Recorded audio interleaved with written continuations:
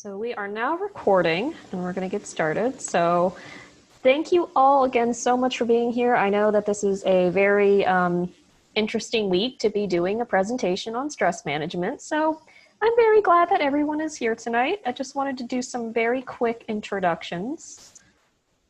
And also, again, just a little reminder of that. And we will also be posting this video to the Prevention Services YouTube channel. If you just type in City of Somerville Prevention Services into the YouTube search bar, we will pop up there. So just some quick introductions of who is going to be with us tonight, going in alphabetical order. Hi, good evening. My name is Francesca Bruckman, and I'm the Family Liaison at the John F. Kennedy School. Hi, I'm Leanne King, and I'm the Family Liaison at West Somerville Neighborhood School. And I am Kira Vaughn. I am the Substance Use Prevention Coordinator for the City of Somerville Prevention Services team. So getting right along into it, just a couple of objectives that we have for tonight. Obviously, we're going to be talking a lot about stress. We're going to be talking a lot about what stress looks like, how it impacts us, and also really importantly, how it has an impact on our decisions around substance use. So at the end of this, hopefully we're going to be spending quite a bit of time talking about different alternative coping skills and different alternatives to substance use. And like I said, we are going to have questions kind of intermixed with some of the education pieces here, but we really did want to have a pretty big chunk of time set aside for, again, just audience questions. So hopefully we will be able to just have about good 20, maybe even more minutes at the end of this for that. So again, if you want to save your questions for then, and in the meantime, if you want to jot them down or like send them to us in the chat box on Zoom, like that is also totally great. And we will kind of search through those at the end and talk about them. So to move on to our first segment here. Right. So how do you define stress? If you can use your chat box to submit your answer.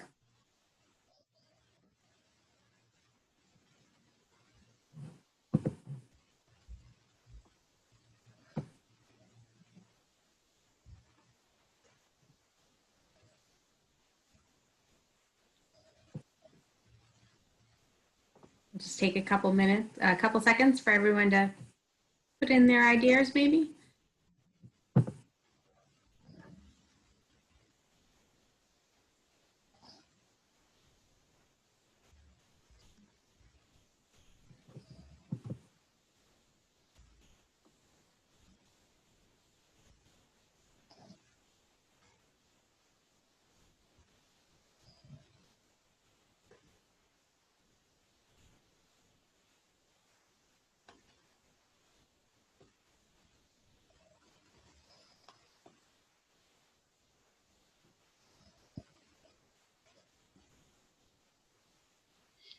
Okay, so we have a couple of different thoughts and ideas here.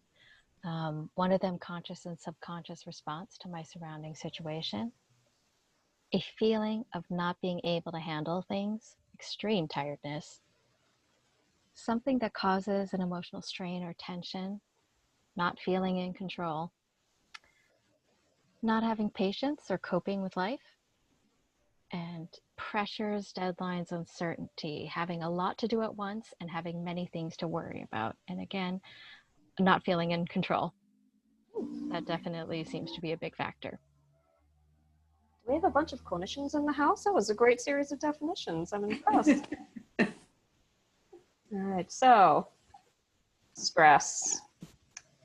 I feel like after this year, most of us on this presentation probably have a pretty good definition for stress and what it entails and what it feels like and what it looks like. But just to go ahead and give a formal definition, you know, obviously touching on a lot of what people just shared, again, that state of just a mental and emotional strain, exhaustion, tension, resulting from either one or more really just exhausting and demanding events.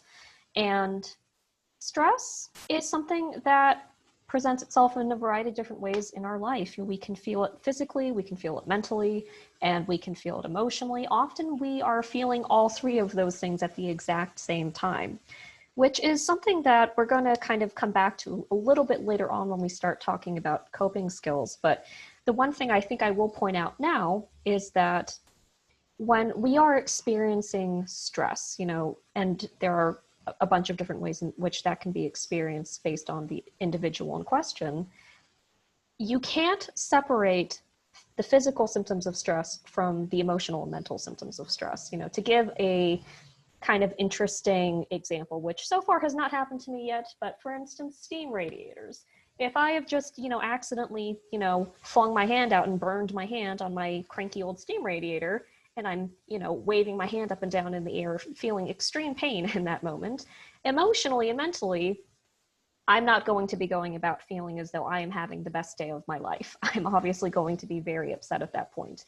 So in order to tackle stress, one of the things that I like to talk about with people is having to learn how to address it on all three of these different levels. Because if you can decrease the physical symptoms of stress, you're also going to be reducing the impact it's having on you emotionally, mentally, and also vice versa. So again, we'll be talking more about that a little bit later on, but just kind of something to keep in mind. Now, what causes stress? Stress is something that comes to us from many, many different things in our lives, as we have come to see this year.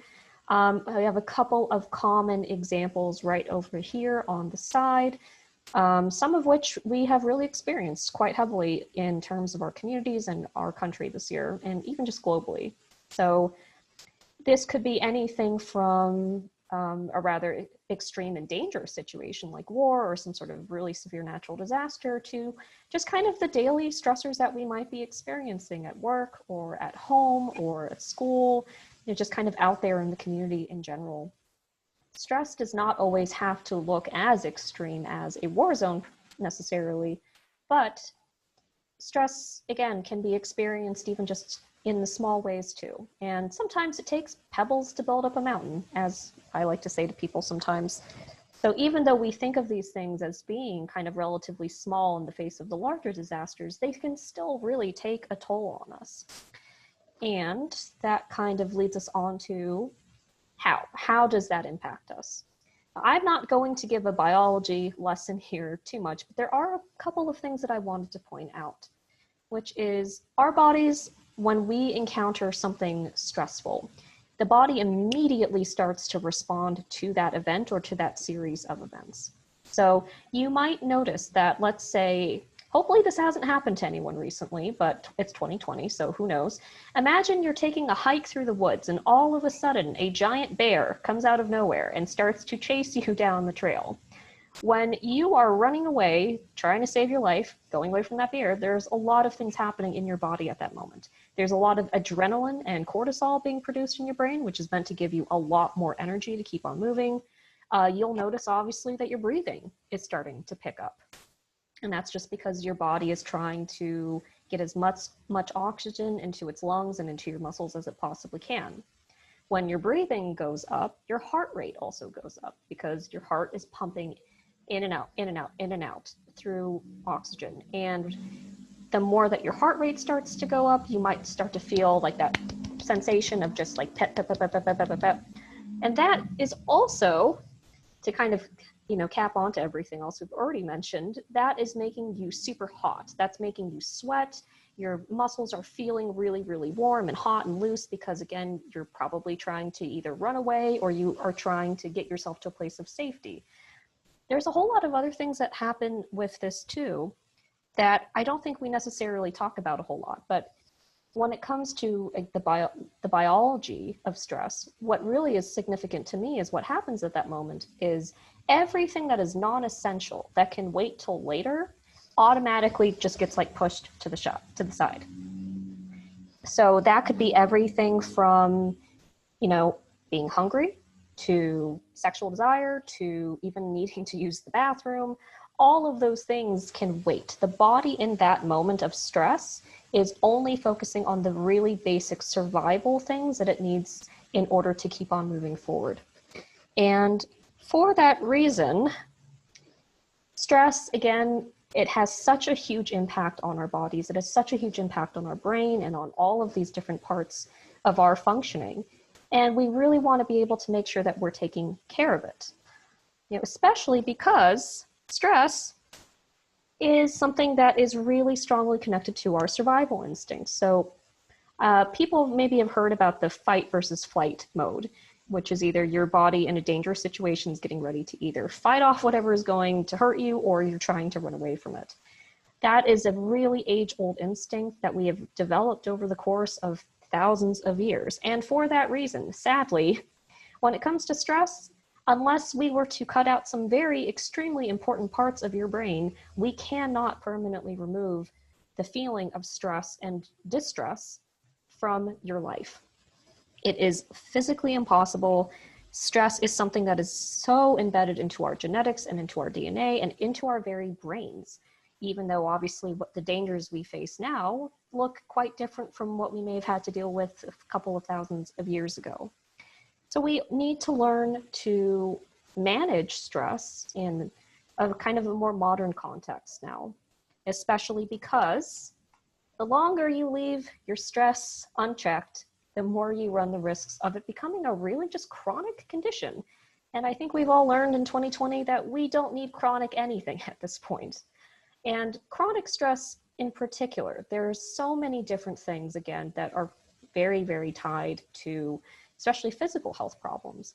I'm not going to go through the whole list here, but obviously like there's cardiovascular or heart issues that we're concerned about, the creation of or worsening of pain issues, not being able to sleep, not being able to eat, or maybe having the opposite issues with, you know, those two things, needing to sleep all the time or wanting to put food into your body all the time. Stomach issues, like I could go really on and on and on. For the sake of today's discussion, though, we also want to focus on this one right down here at the bottom, which is the worsening of other mental health diagnoses if you happen to have one, and also an increased risk for developing a substance use condition. So symptoms of stress, like I said, I think unfortunately we are all pretty familiar with a lot of what this looks like, but there are a couple of common symptoms that, again, I wanted to in particular focus on. And that would probably be, especially, you know, given what people were talking about earlier, feeling overwhelmed, you know, feeling like they're just so fatigued all the time, just not having the energy to do things, feeling out of control, feeling as though you don't have the power to change things in your circumstances. And also just maybe changes to your mood. You know, you may be noticing that you're super irritated all the time, or even enraged or angry. You might notice that you might be struggling with both anxiety and depression. There are so many different things. And again, this all looks very different from individual person to individual person. So I would say the thing to kind of keep your eyes out for would be just kind of either a sudden or maybe even a gradual change to just kind of how you feel in terms of the quality of your mental health and also just the quality of your life. So now let's also talk a little bit about some data that we have when it comes to stress and other mental health worries, specifically for our Somerville youth. So we have here the most recent middle school YRBS health data survey. And just looking at this, you know, in some ways we've seen some improvement in a couple of these different areas. We have here data going all the way back from 2009, going up until our most recent report in 2019. So for instance, worrying about gang violence in the community has gone down substantially, like a whole, like 24% down to 8%, which is pretty significant. We also have decreases in other things or things that are staying relatively steady, like witnessing violence at home, sexual abuse, substance use, again, relatively low. We'll get into that in a little bit. But there are a couple of areas in which we are starting to notice a bit of an increase. And I think the really big one I would point out is this one right here, which is school failure and poor grades. And that's a substantial increase from, you know, 38% in 2017 all the way up to 44% in 2019. Why that is, you know, we really kind of need to do a little bit more data gathering from the students to figure out why we are seeing an increase in that when we definitely do not want to be seeing that. But we, again, need to keep an eye on that. I would also say that it looks like weight and physical health concerns and bullying are definitely also remaining fairly steady. So that is definitely something that we need to keep our eyes on as well. Now, when it comes to the high schoolers, which is a slightly older group of youth that we have, again, very similar to the middle school students. Stress around school issues and grades and exams remains about, where it's been for the last couple of years. Again, this is going all the way back to 2008, going up to 2018. Unfortunately, the 2020 school year data, we don't quite have finished and ready to go out to the public yet, but we will hopefully be trying to get some data from that and adding it onto here pretty soon. Also seeing, again, pretty steady numbers with our other issues here. So social issues, appearance issues. Again, gang violence has been slowly decreasing over the years, which is good. Being bullied remains about the same. So definitely some continuation of the issues that we are seeing with our middle school youth as well. So this could be just kind of a continuation of problems, or it may be just a worsening of what was already there. We definitely just need to do, again, some work to keep an eye on all of that. And now we're just going to move on to another quick question. So I'll hand it over to Fran. Why do you think some people may use substances to manage their stress? Please put your answers in the chat box.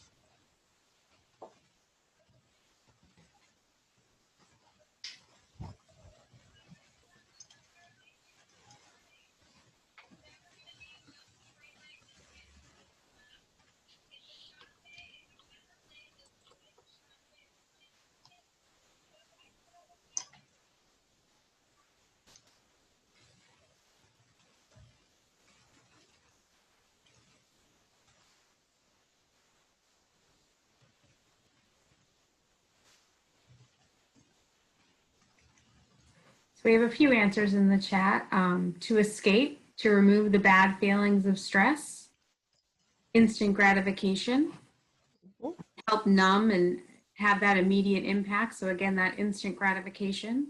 We have a second for numb feeling because it makes them better. It's a temporary escape. It's a short-term on-the-spot coping strategy, and sometimes it just feels better to forget. Again, really impressive answers. Well, not sure how much I could really add on to that, to be honest with you. That really, that was a great series of answers and all very, very true and to the point. But let's move on to having a bit more of a talk around substance use and stress. Stress is a very, very common risk factor connected to risk of increased substance use. And regardless of age, we're not just talking about youth anymore at this point. Regardless of your demographic backgrounds, many individuals may end up turning to substance use as a means of coping. And as someone had mentioned just now in our chat box, obviously instant gratification may be a big factor here. For those of you who maybe are not super familiar with the term instant gratification is seeking something out for an immediate pleasurable effect. Like it's going to kick in very quickly, and that could be any time between seconds to minutes. And instant gratification with substances in particular is one of the reasons why I have noticed in my clinical career, a lot of people have turned to it. It's hard to say to someone who is struggling with a substance use issue to try and cope with whatever is going on in their life through some sort of other means. Like in this case, a very common example would be meditation. It takes a long time to get good at meditating to begin with, but then just having an individual moment of meditation, it might take you anywhere from a couple of minutes to half an hour to an hour in order to really feel the full effects of it. Whereas if you are, say, having a beer or a couple of beers or half a liter of vodka or maybe 2 bottles of vodka, you have such a quick and instantaneous effect on your mood. And that's one of the reasons why, again, regardless of whether we're talking about something like a depressant like alcohol or an opiate, or a stimulant like meth or cocaine, it's so hard to rewire our bodies to get used to kind of having a more gradual winding down process, I guess I'm going to call it.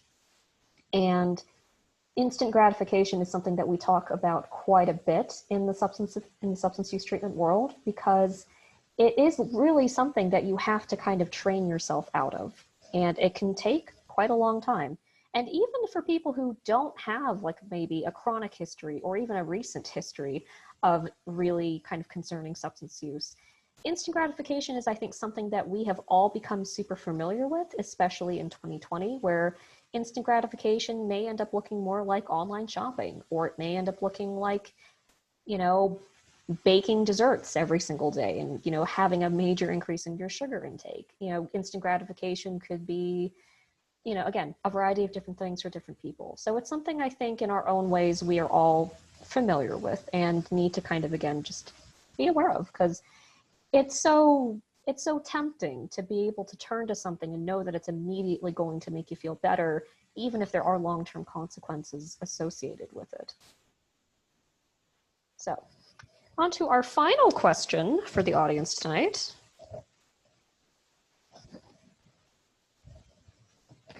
Again, we're going to put our answers in the chat, but why do you think youth may choose substances to deal with stress? We'll just take a little bit of time for everyone to put an answer in the chat if you can.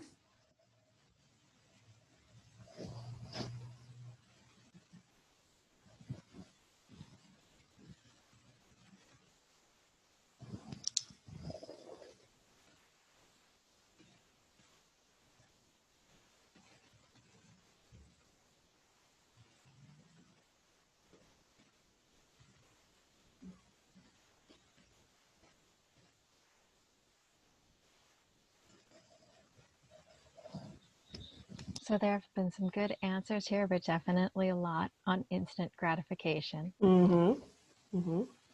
Several have said instant gratification. Mm-hmm. Not knowing other ways to cope Mm-hmm.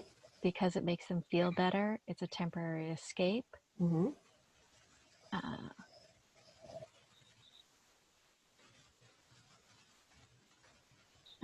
So Perhaps to not feel lonely, or maybe to feel close to friends who do it. Another really good point, for sure. Again, all super impressive answers and all definitely have a part to play in youth substance use. I think another thing to bring up here really quickly too, and this is something that we in particular are talking a lot about when it comes to marijuana right now, is this research and knowledge that we have kind of coming into the field around even just the huge biological and neurological differences in the teenage growing brain versus that of like a fully grown adult one, where when you are still, let's say, anywhere from 12 to going on to about 25, 26, all of the important parts of your brain and the front of your brain, the frontal lobe, which has everything to do with being able to control your emotions and regulate them, healthy decision making, impulse control, all of those parts of the brain are still being fleshed out, no pun intended. And all of the parts of the brain that are already there that have to do with a lot of emotion and, you know, those are the parts that kind of tend to take over. So we have a lot of concerns because if you, let's say, start using at around the age of 13 or 14, your brain is still developing at that point. So all of those really important parts of the brain that have to do, again, with maybe making a better decision haven't been fully developed yet. And the thing that we talk about a lot actually in the treatment world is when you are using at that young of an age and it grows into a little bit more of, let's say, a chronic or continuous problem, development just kind of stops. And that's both physical development in terms of many different areas of your brain, but also just your development as a person in terms of your personality, your identity. I'll also throw out maturity level as well. There's a saying in Alcoholics Anonymous about the quote unquote adult children of AA, end quote. And a lot of that just has to deal with the fact that, you know, let's say you have someone who started drinking heavily when they, and, you know, kind of maybe delving into other substances when they were around 14, and they try and stop using for the first time in, let's say, their early to mid 30s, they are still walking into adulthood with the biological brain and the personality and maturity level of a teenager, which is also another thing to really think about when it comes to working, you know, both with youth and also with maybe adults in your life who you may know who are struggling with substance use. I also want to talk a lot about some of the signs of youth substance use, which actually can honestly look very, very similar to mental health symptoms. So isolation and changes in relationships are a super big indicator. Decrease in personal interests, changes to productivity levels, and that could be both at school, it could be at home, it could be at work if they're already working. The thing that does differentiate substance use from mental health is kind of like these two last ones here on the bottom, which is that you can definitely see fairly visible and noticeable signs of intoxication depending on the substance. And then also with substances, you do have the possession of the substances as well as paraphernalia related to that substance, whether we're talking about a disposable vape or a hidden bottle of beer to a bag of weed, God forbid, a bag of cocaine or opiates or pills or meth, these are all the things that we can look out for that, when it comes to just purely mental health, we don't necessarily always have those things to kind of take note of. So talking again about our youth in particular, I am glad to say that I've actually done a lot of looking at kind of the last couple of both middle school and high school YRBS data surveys that we've done, and there has been a definite steady decrease for the most part when it comes to all substances that are being reported being used by our youth. So we're clearly doing something right. We're getting a lot more education out there. But just to kind of go over some interesting data patterns, when it comes to our middle school youth, again, this is from the most recent 2019 data that we have, alcohol and electronic vapor products like vapes or disposable vapes, e-cigarettes, are almost tied actually in terms of lifetime use. Marijuana is also there at around 5%. So again, we still have some concerns around middle schoolers maybe getting exposed to weed at this point. I think there may be some potential connection there with e-cigarette and e-vapor products, just because sometimes people will specifically modify vapes in order to be able to smoke THC products, but I don't have anything definite to prove that, although we are seeing that kind of across the board with other national studies. So that being said, lifetime use is definitely a lot higher than current use. Current use meaning that you've been using sometime in the last 30 days prior to when they took the survey. So overall, students who are using currently, the numbers are still really, really low. But again, the things we definitely want to keep an eye out for would definitely be alcohol, marijuana, and again, electronic vapor products. Not really seeing anything else in terms of other substances out there. When it comes to the high school, and again, this is our most recent data report back from the 2018-2019 school year. Again, alcohol and marijuana actually remain tied for current substance use at 17%. This chart that we're looking at right here is actually the lifetime one, so you are going to be seeing different numbers on here. So alcohol and marijuana actually are still probably the highest rated substances in terms of use, both across a lifetime and currently. Obviously, electronic cigarettes and vapes, that has really shot up in the last couple of years. But again, in terms of lifetime use, in terms of current use, alcohol and marijuana actually are still more common than e-cigarette use. And I think a lot of that is tied to the legality of both alcohol and marijuana being legal to purchase in Massachusetts especially, but also the fact that there is a lot more concern right now about how deadly vaping can be. I know it seems like a lifetime ago, but obviously last year when we were really concerned about EVALI and vaping related illnesses and people dying from vaping, a lot of that did trickle down to youth via especially social media and the news. And there's definitely been a decline in that, thankfully. We're still hoping to see it go down much further, but that again is something that we need to continue to keep an eye out on. For the high school specifically, I also thought it would be interesting to give a couple of other little statistics. Obviously, we can see here, this is separated by grade. So the further you're going into your high school career, the more chances that you are going to be exposed to, either experiment or maybe even continuously try using substances. I've definitely noticed that female students are definitely a lot more likely to try out substances than male students by a small margin. And also Hispanic and Latino male students are definitely at slightly higher rates for risking the development of a substance use concern. But across the board, we, again, throughout Somerville, our health surveys data, we have seen, again, a decline even at the high school level with substances, period. So again, we are doing a lot of things right. We still have a long way to go in terms of especially marijuana and the e-cigarettes, but we have made some progress over the years, and we just need to continue to keep working on that. And oh, here was the one on gender, actually. So you can see here that, again, for alcohol, for instance, male students for current use, about 14% versus females at 20%. Same marijuana here, 14%, 20%.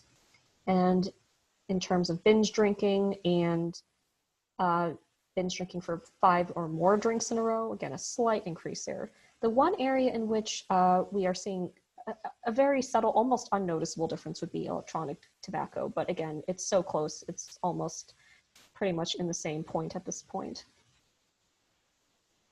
Now to the other part of tonight's big conversation, which is coping skills. So I think coping skills is something that a lot of people have been talking a lot about this year for some very obvious reasons, but just to kind of go over a very basic definition. Coping skills are tools that we can use to deal with emotional, mental, and or physical stressors, depending on what's happening into our lives. I kind of like to joke sometimes that if you were to go onto Google right now and type in, what are the best coping skills, you would always end up with the exact same 3 answers. Yoga, meditation, and deep breathing. And those are definitely great and very effective coping skills, but they're not coping skills that are necessarily going to appeal to everyone. They're not also coping skills that necessarily are going to be usable in every single situation in your life, which is why I kind of like to talk about a much more broad definition of coping skills. Some coping skills we can do fairly quickly on the fly, very easily. They're very kind of what I like to call transportable. So deep breathing is a great example of that, for instance. You can do deep breathing at home, at work, sitting on I-95 stuck in traffic. It really doesn't matter where you are, you can do it in that moment. Others are things that we might need to spend a little bit more time kind of just building into our daily routine. So we had talked about meditation, for instance, in the past, a couple of minutes. And let's say you are someone who is really, truly, and deeply invested in practicing meditation, and you're able to kind of build that into your daily routine. So maybe you spend 30 minutes every single morning meditating. That is something that, again, is now a part of your routine, and it's something that you're doing either on a daily basis or maybe on a pretty every other day or just kind of fairly consistently throughout the week. So I always like to say to people, individualize your coping skills to your life, to your stressors, to your needs, to your particular situation. The coping skill suggestions that I give to, say, a homeless adult male living in Boston trying to stay sober are very different from the coping skills I might suggest to, a stressed out college student or to someone who has recently immigrated into the United States, or, so on and so forth, so on and so forth.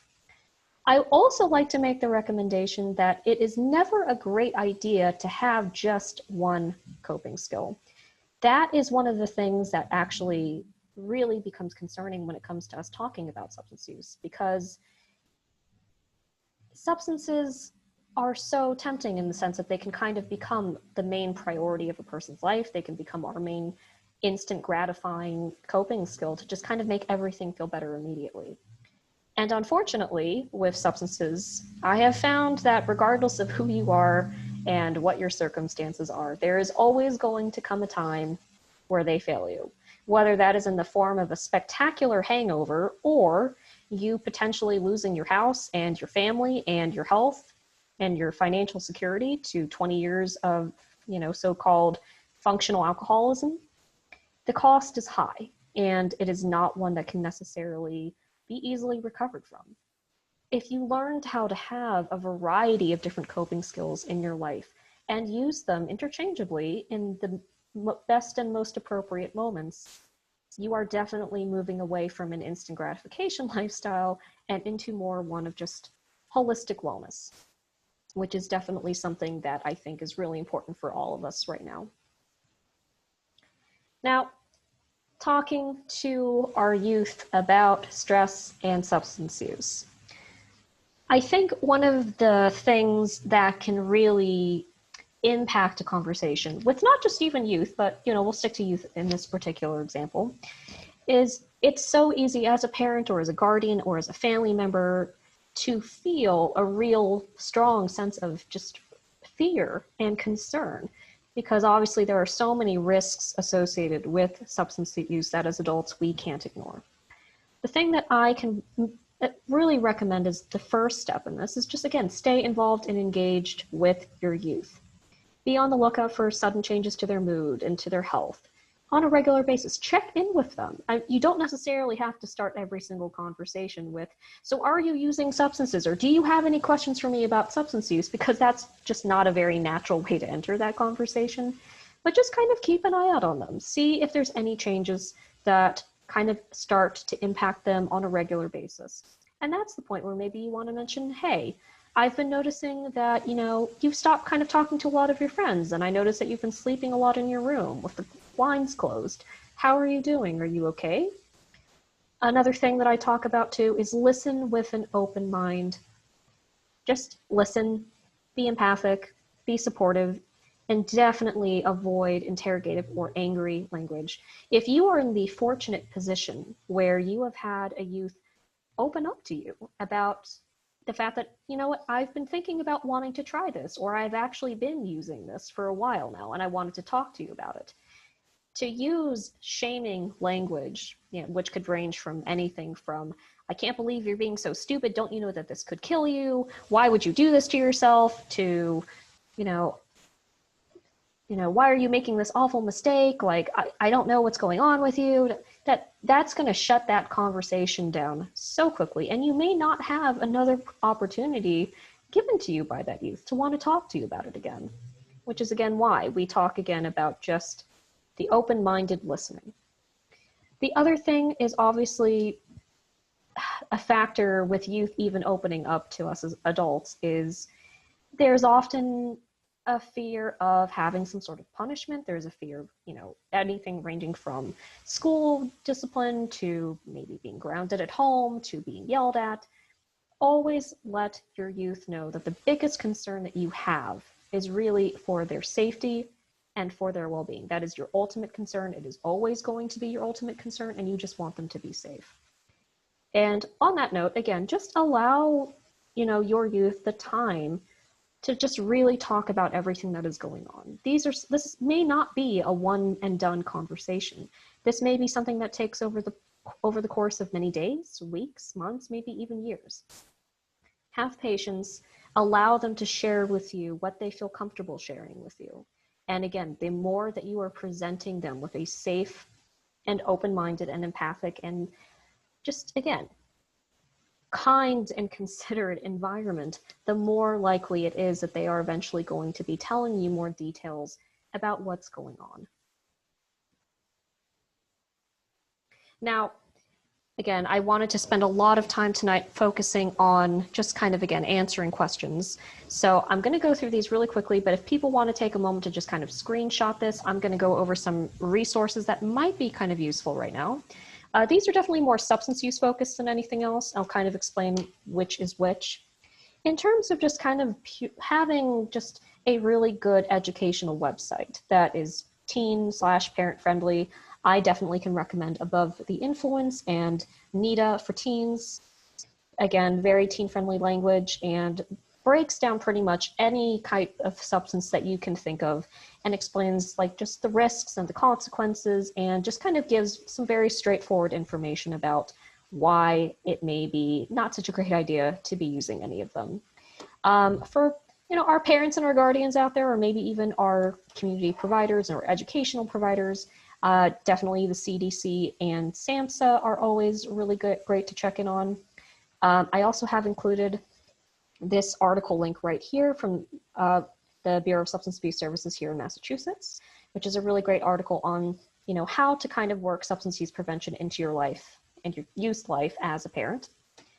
In terms of treatment, probably the most appropriate one that I could recommend right now would definitely be the Massachusetts State Helpline. For those who are not familiar with the helpline, it is a really fantastic online resource. It's really essentially a treatment database where you can look up different programming based on whether it's a detox or a residential program or even therapists.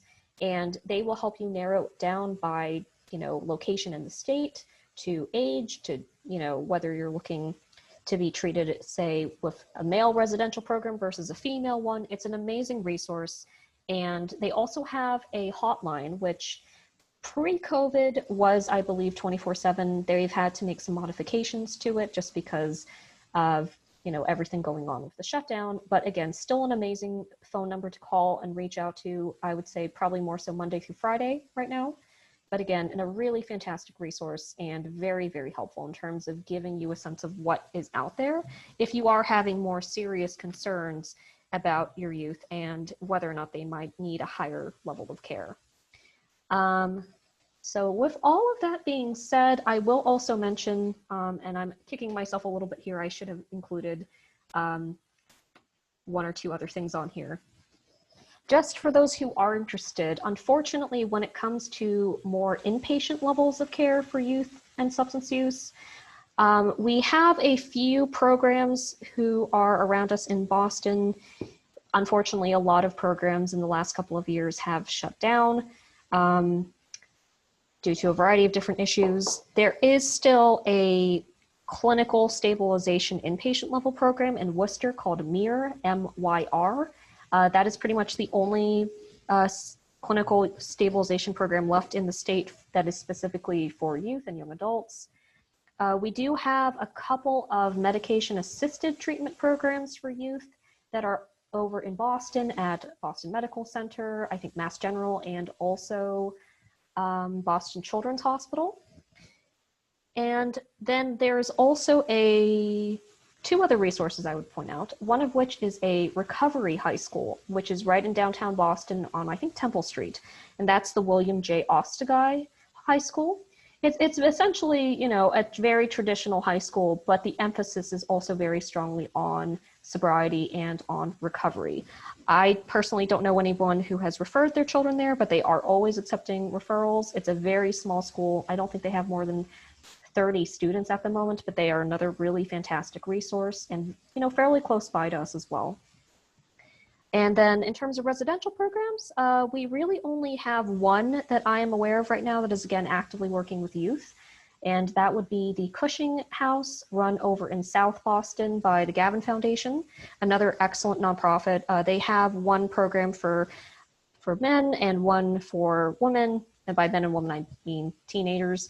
But again, very, very well-run program and can definitely recommend it if you think that that is something that would be helpful.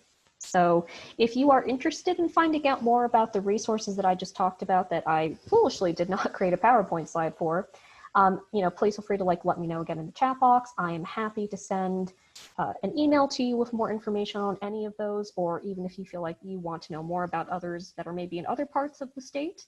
Again, happy to kind of walk anyone through that if you are interested.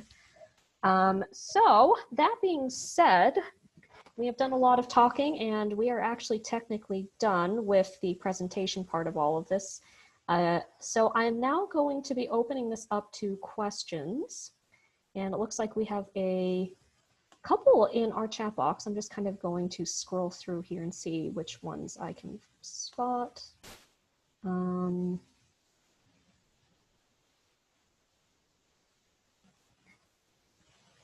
Yeah, a couple of comments about yoga being maybe not always the best example, or meditation being the great example.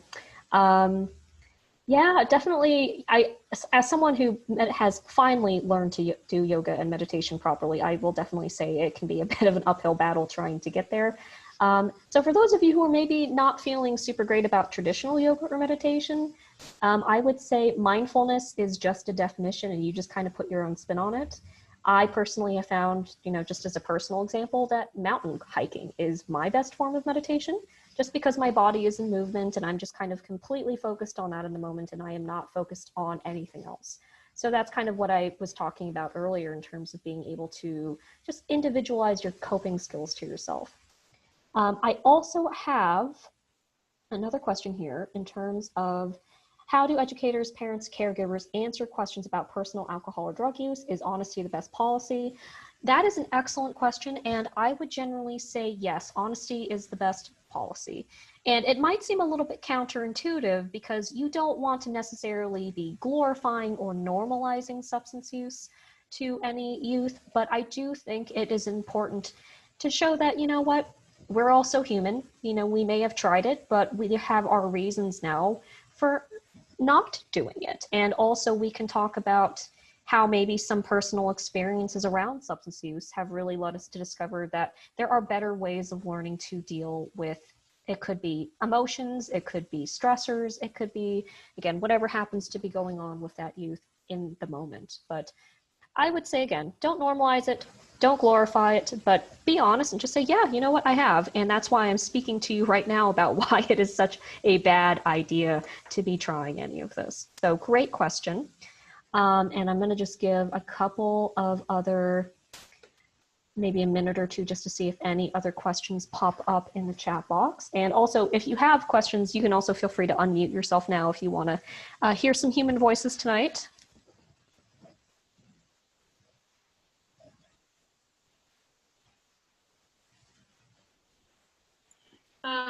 Kira, I'm just Hi. gonna remake Carla's question that she put on the chat box.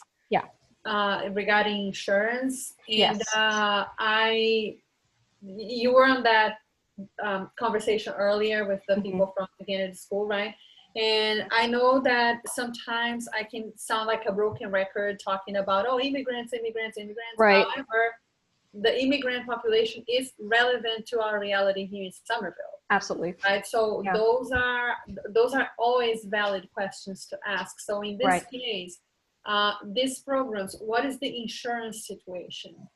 So I would say in terms of like the specific resources for treatment that we would maybe see on like the Massachusetts Helpline, for instance, I would say that the majority of programming that I have, you know, personally worked with in my time doing substance use counseling in the Boston area, most are very mass health friendly. There are definitely options that you can think about that don't actually require having to have insurance. And that would be, you know, anything from going to, say, a virtual like smart recovery team meeting to, you know, downloading, you know, phone to text apps that kind of help you tracking vaping cessation. There are non-insurance options in terms of the immigrant community that maybe are not necessarily English speaking. In terms of Spanish speaking treatment options, I definitely can recommend Casa Esperanza, which is in Boston. And I'm trying to think to myself about Portuguese and Haitian Creole. I do know a few providers in the Dorchester and Roxbury area who, again, have language capacity, but again, unfortunately, not super close to Somerville. I would probably say Cambridge Health Alliance would be another good resource to check into because they do a lot of substance use treatment work with, again, youth and adults. So in terms of people who, let's say in the absolute, not worst case scenario, but tricky scenario is maybe you have someone who has just come to the US and maybe they don't have health insurance at all. In that case, I would probably recommend, again, maybe reaching out to more of a group community-based support organization so you don't have to worry about, again, needing to set up health insurance in order to get help. I will say that I generally do encourage people trying to establish health insurance and getting a primary care provider as soon as possible, just so that you can maybe get more ease of referrals to other organizations. But again, I also realize that that is sometimes a very, very time-consuming thing. I will say specifically for those of us here in Somerville, let's say you have a youth, for instance, who has just kind of come into the country and again, doesn't have health insurance at the moment, but is kind of trying to work on that, but needs help now. If they are not maybe super comfortable with doing a virtual group, I will just remind people that, again, I do student assessment work, even if I need to use a translator in order to get some of that done. I am happy to meet with students to do assessments and even to do short and long-term counseling. I do not charge in terms of needing to process insurance information, so I am happy to be kind of a pro bono resource for youth with the public school system. And that may be a good place to start there. And again, also obviously happy to talk to any parent, guardian, or caregiver who has questions. And I also have times set up to do that throughout the week now. So if anyone is interested in that or knows of someone who may be interested in that, actually, let me move on to this next slide right here. This is my contact information right down here at the bottom of this slide. So I will admit I am not necessarily at my desk and have not been for some time, but I respond to emails same day. So if you know of anyone who needs to get a hold of me or is interested in talking to me more, again, even if there is maybe a language barrier there, I am still happy to try and reach out to people I know in the community as well. So I know that that was not necessarily the most satisfactory answer I could give. I wish I had more resources on this side of town that I could point people in the direction of, but again, those are just kind of some of my suggestions. Very good question though, and again, hopefully we can continue to work on getting more language capacity and in terms of getting more diversity out there in terms of the resources that we have to provide, because that is definitely a major barrier to treatment that we need to work on. Any other questions that I can answer for tonight while we still have some time left to us?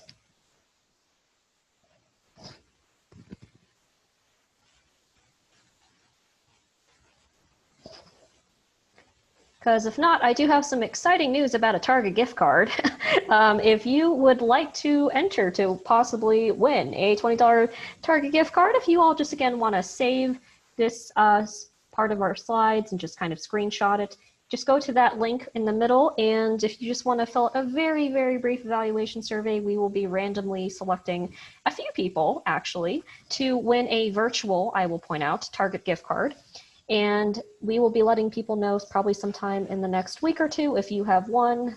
Target is maybe another dangerous example of instant gratification, but you know, Target money is also useful money. So we hope that you will maybe think about filling out that survey for us. And again, if you know someone who maybe wasn't able to join us tonight, but maybe was interested in kind of learning more about this, again, this YouTube video will be posted live to our Prevention Services YouTube channel. So feel free to send people on over there. I am going to be probably exporting and loading this video up tomorrow. So it'll be available before the weekend. And maybe it is a really good presentation to be watching and reviewing over this weekend as we are going through some extremely stressful moments right now. So that being said, again, any other questions? And if not, again, people can feel free to head on out. But I just want to say again, thank you all so much for being here. It was great hearing from everyone and, you know, kind of getting some really good perspectives on stress and substances. And again, if you have any further questions, please do not hesitate to reach out to me. I'd be happy to speak further with anyone who's interested. Kira. Yes. Really quick. Yeah. I do a newsletter that I send out to people in the community, and I'd love to add this. Yeah, of course. If that's okay. And it goes out tomorrow at 2:30 p.m. Do you think this would be available by then? Yes, I'm going to start exporting it tonight, and hopefully I'll be putting it up tomorrow morning. So definitely it should be up probably before like 10 or 11, I would say. Oh, wonderful. That would be so, thank you so, so much. It was wonderful. I really appreciate you. Yeah, of course. And there's also, not to like toot my own horn here, but I did a lot of other YouTube videos over the summers that might also be useful for parents. So we have some up already on the YouTube channel about alcohol. I did actually one on anger management and substance use, which might be useful right now. So there are a couple of other ones up there. And again, they are mostly geared towards parents and caregivers and guardians. So hopefully if those are helpful, again, please feel free to let them know about those as well. And we plan on doing more over the course of the fall and the winter. And we hope that, you know, people will hopefully be interested and want to kind of chime in. This is awesome. Thank you so much, Kira. Yeah, of course. Yeah, thank you, Kara. This was a great reminder to, you know, take care of our own stress levels and also to keep the lines of communication open with our children. So That's a real important thing to remember. So, Absolutely. and thank you. This was great. And Absolutely. thank you for putting up with all our chit chat at the beginning. It was a pleasure. It was a pleasure. But again, please feel free to reach out to me if there's anything else that I can help you with. And again, just remember that, again, we have resources out there. We just need to remember to use them. As stressed and as tense as we all are at the moment, I promise that there are hopefully better days ahead. But in any event, again, please make sure everyone takes care of themselves, and hopefully we will all be just taking care of ourselves this weekend, okay? Thank you very much. All right. Thank you so much. Have a great night, and please, again, stay safe and take care.